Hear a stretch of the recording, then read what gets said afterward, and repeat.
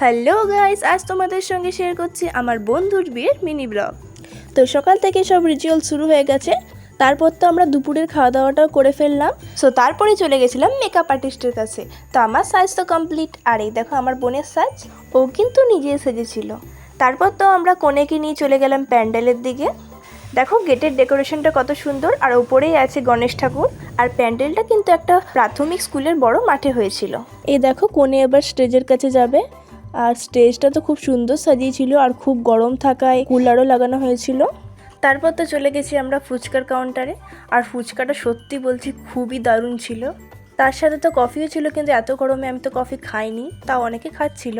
আর এদিকে অনেকগুলো কার্টুনও সেজেছিল।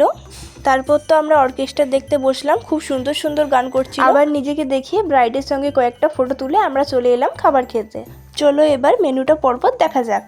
প্রথমেই ছিল নুন আর লেবুর সঙ্গে চিপস, তারপরে দিয়ে গেছে ভাতের সঙ্গে মুগ ডাল, দেন দিয়ে গেছে মিক্স ভেজ আর পোস্ত। আর পোস্ত দিয়ে ভাত খেতে তো আমার খুবই ভালো লাগে।